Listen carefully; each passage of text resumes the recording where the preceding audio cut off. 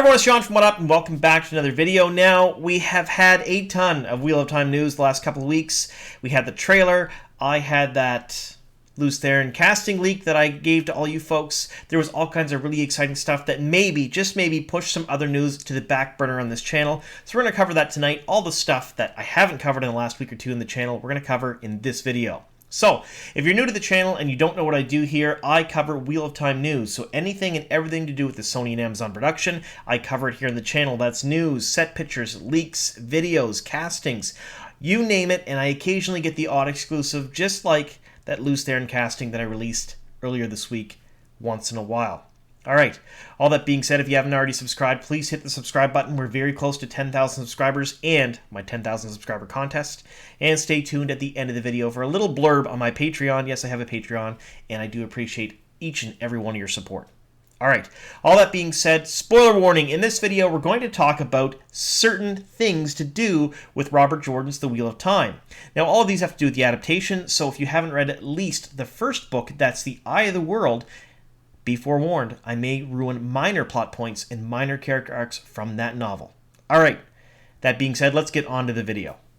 Now, like I said, we're covering all of the news that happened in the last couple of weeks that maybe I didn't have a chance to cover, that kind of got pushed to the back burner by much, much bigger and exciting things, but this stuff is still pretty cool, still pretty important. I do want to cover it because there's some people out there who may not have seen it. The first thing we'll talk about is this TV Guide article. So this came out in last edition of TV Guide, and it didn't really have much new information to add. The one thing I want to say about this is the fact that they did reference Bella, which was very cool, and they said that she was a fan favorite, kind of. Like, they had a little bit around her and Egwene, which was really very nice in the article, but other than that, that was really the only personal touch in the article. I find, and I'm going to say this about all the articles, the EW article, this TV Guide one, and the Empire one I'm going to talk about, there is not much new information. It's mostly recycled stuff that we've already read online that's been released by Amazon, so it appears that what they're doing is they're not releasing a whole lot of information about the show, I think on purpose. So we're not getting any real in-depth stuff here, and in fact, some of the information in these articles is wrong. For example, the TV Guide article did say it was a 14-book series. That's kind of incorrect. It's 15 books if you include the prequel New Spring, but again, I'm splitting hairs because I'm a super fan.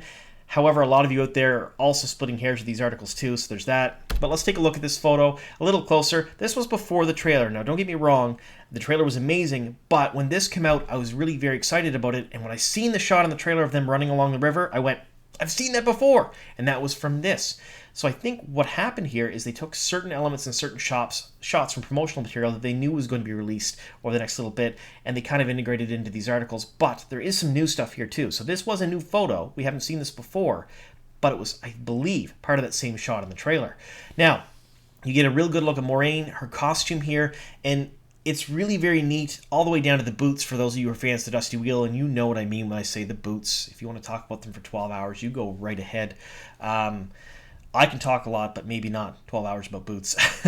Really very neat picture, but really cool to see. Now, we had this other article here. This was from Empire Magazine, and again, not a whole lot of new information here, but it did talk about a couple of different things. Talking about the adaptation, talks about the Aes Sedai, how they're the most powerful women in the world and they run the world and whatnot. Very generic information, very broad sweeping strokes, which I guess kind of makes sense for non-readers of the books to read and be excited about maybe a new fantasy show, but it doesn't give us a whole lot of new information. But it did give us a couple of photos, and I want to dive into them right now. Alright, so this is one of the photos they gave us that's new that we didn't see, and it shows Moiraine in Emond's Field in front of the wine spring. This is probably the closest shot that we've seen so far of the wine spring and Emond's Field, barring the trailer. Now, I'm saying outside the trailer, but again, we didn't really see the wine spring up close either. This is as close as we've gotten. But I want to point out a couple of things about this photo. She's wearing the same outfit. So this is probably her field clothes, because we've seen this in the trailer when they're riding on horses. We've seen it in the TV Guide article when they're riding on the side of the river. We've seen it when she was in the trailer at Shadar Logoth. We've seen it a few different other places. All of them seem to be when she's in the field, on her horse, in the woods, in villages, things like that. But when she gets to Tar Valon, a little bit different, a change in the clothing. She's wearing a Kisara then on her forehead, things like that, small little touches. So I think what we're seeing here is we're seeing two separate outfits for her, or multiple outfits. We have a utilitarian in the world riding around doing her business outfit, and then she has something more formal for other formal occasions.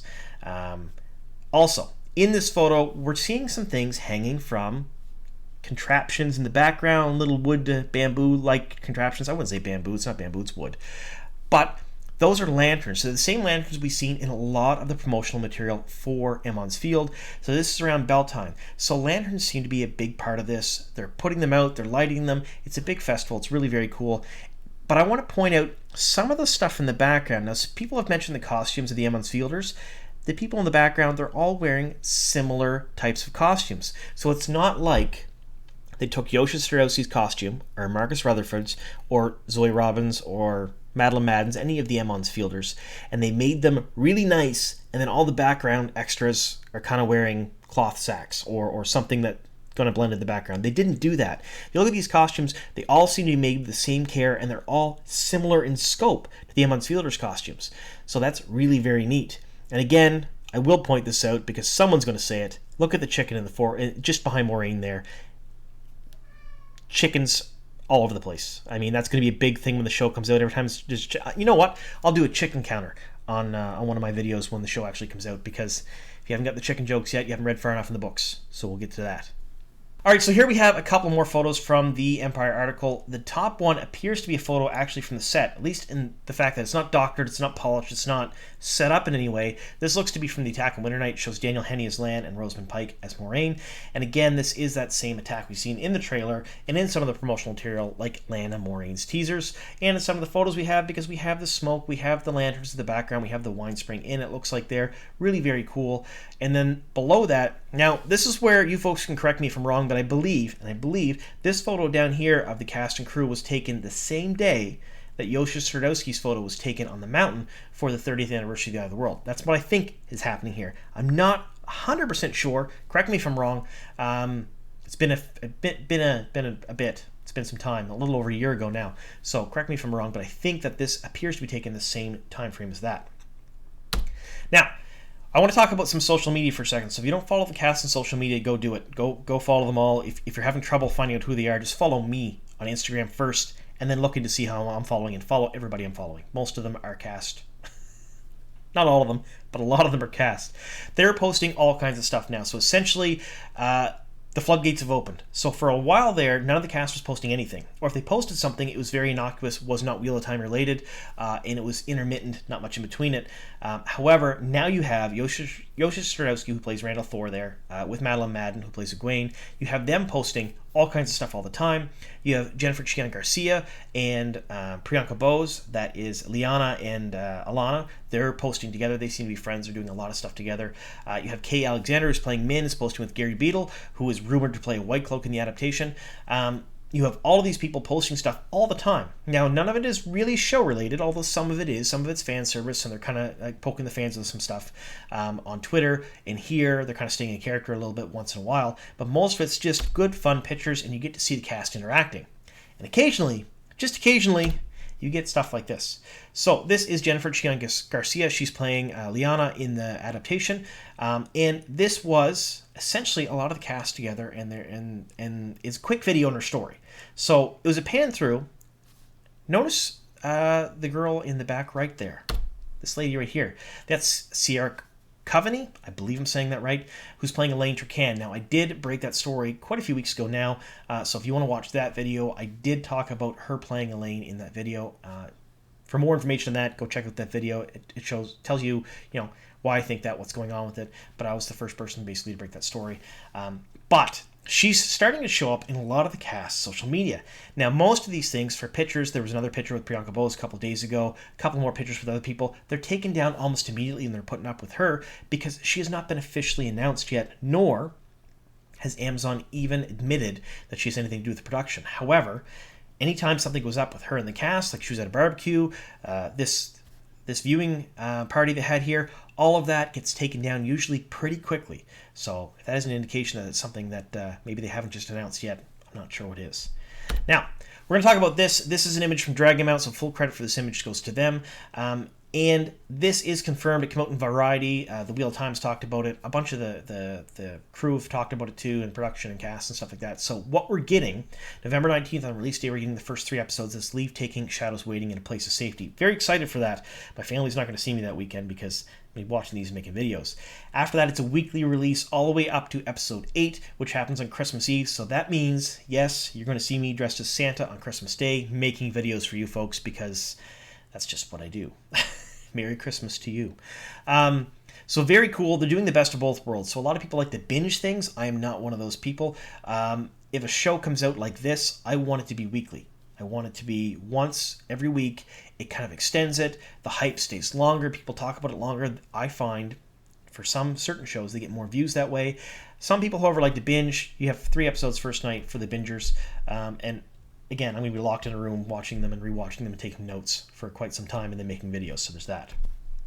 Now, we're going to talk about Q&A that recently happened with Rosamund Pike and Rafe Judkins. They basically reached out to the fandom and said, ask us questions. We'll answer a bunch of them. I did ask them a bunch of questions. And you know how many of mine they answered? None. That's all right. A lot of people were very lucky and they got some things answered. And we're going to go through those questions now because they are really very interesting, some of these answers. So this question was, how do you expect us to work today? And this was, you got to understand, this was after the trailer released. Everyone was in an uproar. Everyone was very excited. I personally watched it a whole bunch that day and then went right into making videos. And then I was on the Dusty Wheel for a bit for Matt's 12-hour stream. It was really very cool. Rafe said, don't. If I'm your boss, you have the day off. Rosamund said, I expect you to focus and do your best as always. Sincerely, Headmistress. So, kind of a funny answer to a funny question. This question was, which parts of the trailer are you most excited for the fans to see the full version of the show and why? So essentially, what do we want to see expanded?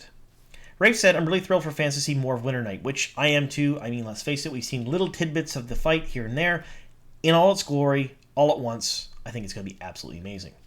Rosamund said, Shader Logoth, the city where you really feel how the dark is a material substance that chases and consumes. The visual effects and the extremity of the sequence haunts me. Really very neat. Now, Shader Logoth, in the books, Mashadar seems to be a white misty fog with tendrils and stuff. However, it appears to be in the trailer a black ooze that kind of oozes over the city. I don't know if that's what Mashadar is. That's what it seems like to me. And with Rosamund commenting on here, that kind of cements that in my mind. And I think visually it will work much better, especially since the one power is shown as kind of white tendrils. Question for Rosamund. What was it about this story that spoke to you and made you want to play such an amazing female? Now, for those of you who don't know or haven't read the series, Moiraine is not the lead character. However, she is arguably one of the most important characters, even more so than maybe Rand in the book series. And in my opinion, a little more interesting read than Rand was. So, in the show, the adaptation, they're kind of billing Moiraine as the lead character, and that's all well and good because she's a very big name, and they're probably going to do that for quite some time before they focus more on the other characters. So the answer was, the way women of the Aes Sedai harness the elements of the universe to unleash incredible power. That interests me a lot. Playing an amazing female is always better than playing a mediocre female. Very good. I'm quite happy with that answer. And she has been reading the books, I do know that much, so I'm really excited to see how her take on Moiraine is on screen. Question for Rosamund, is this your first time acting with CGI effects? Is it harder than expected? She answered, it was great. I did a full body scan on day 1 and then I never had to show up. Ha ha ha. Of course she's joking. Of course she's joking, I think. Question, what excited you most about this series? Rosamund answered, the amazing cast and the bond we all have. Now, I have talked to a number of the cast, and they all said the same thing. They had a blast on set. They had a blast with Rafe, a blast with the production team. They were very, very happy to be there. Everyone had a very good time. It was a great working environment, and everyone had nothing but really great things to say about their time on set, which is not always the case for actors and actresses on set. Sometimes it's not so great for them. However, everyone has said that everyone seemed to get along well. It was like a big friendly environment and atmosphere. They have group chats. They talk to each other all the time. Some of them stayed friends after they left the set. So that really bodes well. If there's that good chemistry offset, I think it's gonna translate to something good on set too. Question, how many nightmares did that flaming fade give you? Rafe said not many, as I will always remember him as Dan, who was spinning in circles on his horse on a Slovenian mountain, doubling the Westwood. So he knows the stuntman who played the Fade as Dan, so he's not as scared of him. Rosamund said, his very feminine lips concealing rows and rows of teeth give me nightmares, and don't get me started on the skeleton mask his horse wears. To me, that was absolutely horrifying when we seen it in the trailer. I loved it. Some people don't like the way the Fade looks. I super loved it. I really did enjoy it, and I can't wait to see more of that, and I want to see him fight. I really do. I want to see Dan just take on Lan. Dan and Lan fighting. That's what I want to see. Question, how much will Season 1 cover? Book 1 or spread across several? Looks amazing. The answer from Rafe is Season 1 will cover Book 1 plus some of Book 2 and even Book 3, but also not all of Book 1, as some of it is in Season 2. Cryptic enough. Now, pretty cryptic answer, but I think it makes sense with all of the leaks and all the things we've seen. They're covering a bulk of the story for Season 1 in Book 1. So the Eye of the World, most of the story probably takes place. They've expanded some stuff with Logain. It appears that they've brought in some stuff from New Spring into there as well. But I think when they're talking about Book 2 and Book 3, that's certain storylines. It does not mean that they're going to show up in tier at the end of Book 1, or Season 1 rather. I don't think it means that they're going to have the big Shan-Chan battle. I don't think any of those things, and I won't say much more because I didn't give spoiler warnings for the second and third book for this particular video. However, I don't think you're going to see that, but I think you'll see small subplots played out that would do better to explain what's going on in the world or build the world a bit more. Because, let's face it, The Eye of the World was almost like a standalone book, and the world was very limited in scope when you read it, because you were from one place to another place to another place. And when you get to The Great Hunt, it expanded more. You've seen more. You see more cultures, more things going on. By the time you hit Book 3, there was a whole lot more going on, and the world got much bigger. So I think they're going to expand the world, because Game of Thrones did that, and it worked out really very well for them. So I think they're going to do something like that here. Question, what was your favorite aspect of the Wheel of Time series? Rosamund said, my warder. That's great. We've seen a lot of really good chemistry between Daniel Henney and Rosamund Pike on social media, so between Instagram and Twitter. They talk back and forth, they banter off each other, they say some stuff. It's really very cool to see, and I think they've become really good friends. Question, in the scene with Egwene in the water, is the scene in Egwene in the water about her one power / wisdom testing? Ray said, I cannot answer that question at the end. I can answer that question at the end of the season. So, this gives us a couple of little different things. So it says that he's not going to tell us because it's a big spoiler, but he's not going to answer until the end of the season. So either that means he's just refraining from answering questions till the end of the season, or we're not going to really find out what that scene means until the very end of the season. Let me know in the comments what you think down below. Now, I did my trailer breakdown videos, and I gave you my thoughts on it twice. So I want to hear what you folks think that scene is. Question, which location was your favorite to film at specifically in the show and in real life? Now, Rosamund answered, the world inside the walls of Shadar Logoth is particularly affecting and eerie. Our production designer created a powerful, sinister set for the abandoned, desolate city.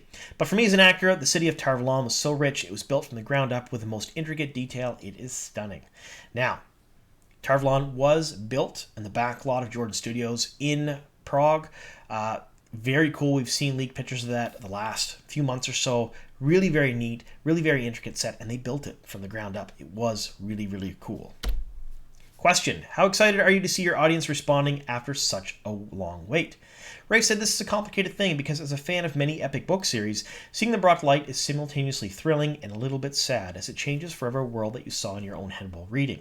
Now this is something we've seen a whole lot lately, especially since the trailer dropped and Wheel of Time has become more of a byword or like a general word around the world. People are talking about it. People at my work who don't know much about fantasy are talking about it. People who haven't read the book series are asking me questions about it. People who have read the series, maybe that haven't been following the production or didn't know about it, now know there's a television series coming out for Amazon Prime, and they're asking questions. Now, a lot of these people are really upset because it is not how they envisioned it. It is not how they think it should be done. And Ray speaks to that here, saying it's a little bit sad as it changes forever world you saw in your own head. So here's the thing. When you read a book series, you have your own preconceived notions of how things look. You may think you know how something looks, but in reality it's described a different way, and that's just the way it is. And I've seen that with a lot of fans that are talking about the book series. And there's a lot of things in the book series that they have changed drastically for the screen, and they really have done that. And they have their own reasons for doing that, and I won't comment on those in this video. I don't know if you can hear that or not. That's Marley, my cat. He's wailing in the corner. He doesn't like some of the changes, he says.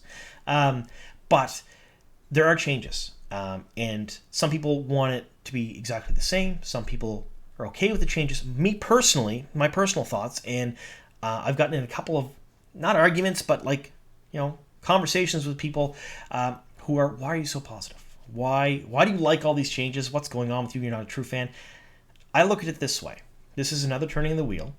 I'm excited and happy to see my favorite characters, my favorite book series brought to life. I really am. But I'm also excited for surprises. Because if it was exactly the same and I knew exactly what to expect, would it be good? Sure. The book series was really good. But I would know what's happening. It'd be like rereading it again. This way, with the changes and with them changing certain things, it's like me reading it for the first time all over again. So I'm going to sit down, I'm going to watch this show, and things are going to happen. I'm going to go, oh, I did not see that coming. And I am excited for that. It makes me happy to think about that. Now, again, not for everybody, and that's okay. It's okay if you don't want to see changes. But for me personally, I'm excited. All right, question. I have a big tangent there. Sorry, that's why my videos are so long.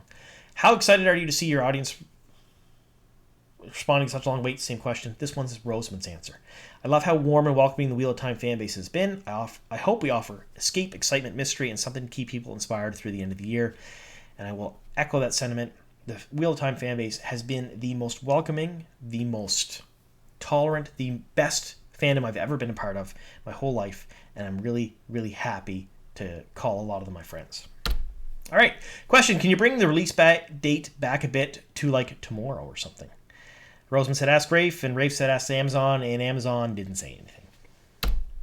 For Rosamund, what's your favorite Moraine speech? Moraine can be very silent, so when she speaks, we listen. In the books, it's the Weep for Mandarin speech. The idea that the people of the Two Rivers, the old blood runs deep. Now, something I want to point out here. When this question came out, people just went nuts. They were like, oh my God, this is going to be in the adaptation. She's going to do the Weep for Mandarin speech. She said very specifically in the books, it's the... So I'm not saying that we're not going to get that in the show, but I am saying that she's not saying here we are. So I hope we get it, because I really did enjoy it. I really liked it. I think it was very cool. But this is not confirmation. Hopefully we do see it, though. Question, how are you able to come up with how the weaving of the One Power looks? Now, this is something a lot of people wanted to know, because some people didn't like the way it looks. Some people really did. The answer was, from Rafe, all of the VFX teams looking at the One Power were going off documents of descriptions of it pulled straight from the books and used that as jumping off points, which makes sense. Question, how are you able to come up with how the weaving of the One Power looks? So same question again. This is Rosamund's answer. I needed to feel that you would believe Moraine had this power if there were no visual effects. The most important thing for me was that I felt connected to something greater than myself. Robert Jordan is so eloquent about how it feels to channel, the feeling of the One Power filling your veins, the risk of it, the risk of drawing too much, and the necessity in respecting and being trained to use it. So, she's read the series, or read parts of it.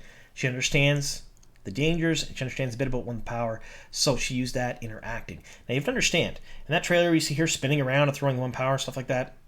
She's not actually throwing the One Power. I know that's kind of hard to believe, but all that is edited in later. So she's really got to make it believable on set, and that's a sign, to me, making it believable of good actor-actress, because, let's face it, you're basically play acting with nothing around you. Very cool.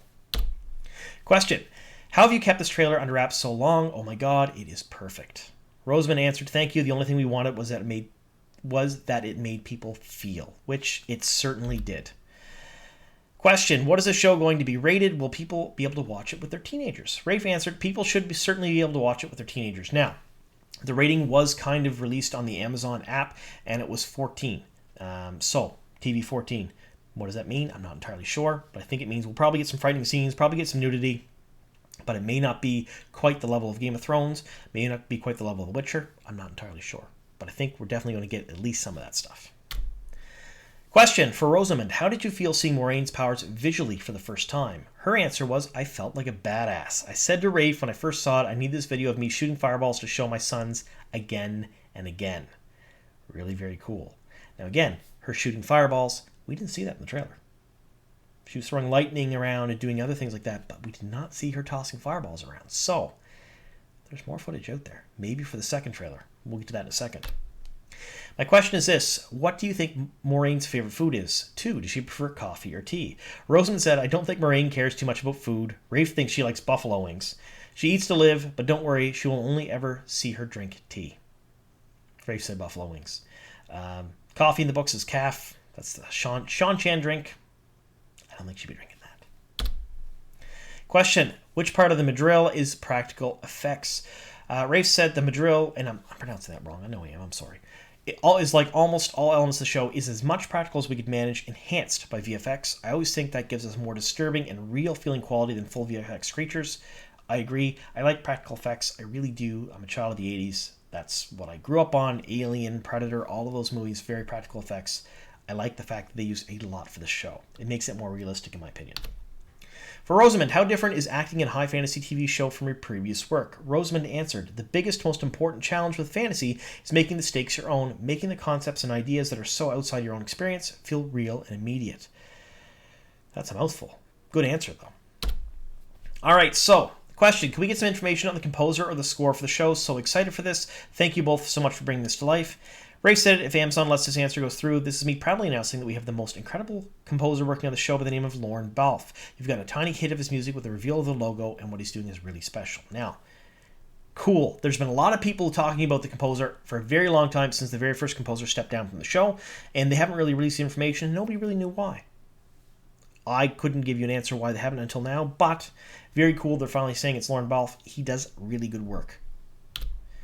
Question, for both Rosamund and Rafe, how do we find the visuals with completed visual effects align with what you had in mind with when reading the script and filming on location?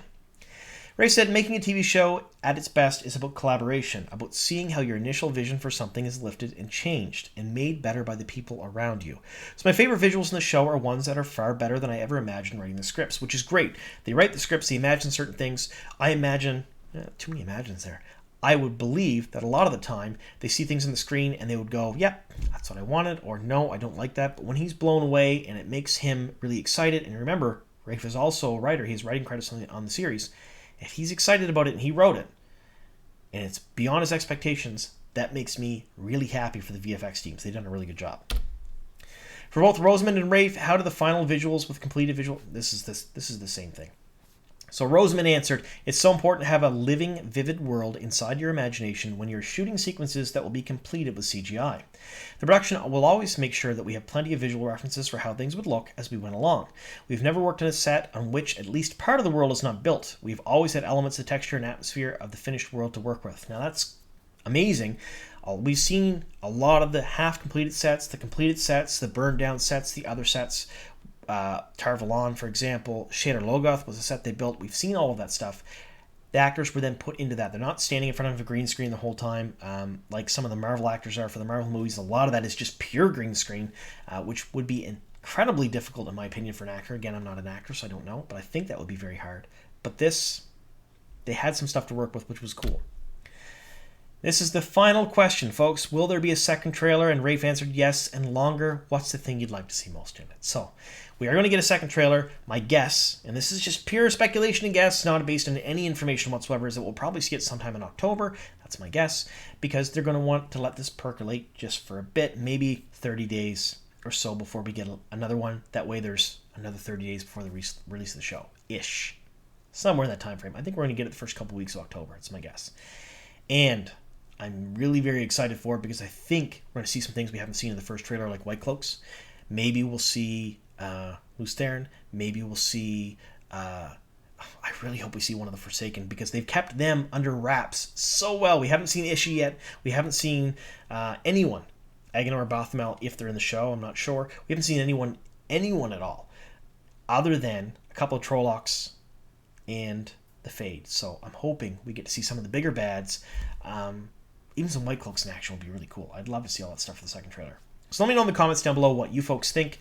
What would you like to see in a second trailer? What do you think of the Q&A? I'm super very excited. Again, this was all news that kind of hit the back burner, other than this Q&A, that we didn't really get to cover in the channel. So before I go, I do want to mention my Patreon here just a little bit. If you're still with me at this point, you're probably already a patron of the channel. But if you do join the Patreon, there's a couple of different benefits you get. The first one is 24-hour early access to all of my non-exclusive videos. For example, this one goes up for my patrons first. The next day, it'll go up for everyone else. You also get a live chat with me. I try to do them weekly. Sometimes it doesn't work out so well. I've done a couple so far. And they're all going to be at different times and places and things like that, because not everybody can actually log in at the same time. So I choose a different time and place every week. So you get to chat with me live over YouTube. It's a live stream just for patrons only. Pretty intimate. You can just ask me questions or whatever, and we chat about Wheel Time, which is cool. And again, there's Marley. He's saying he doesn't like the changes. He's wailing in the corner. And the last thing you get is some What Up swag. So depending on the tier you pick, you'll get stickers or keychains or magnets or t-shirts. There's all kinds of different stuff that I don't sell that you can get through the Patreon. So there's that. All right. Thanks so much for sticking with me here to the very end. And this was a long one again. And here's to many more.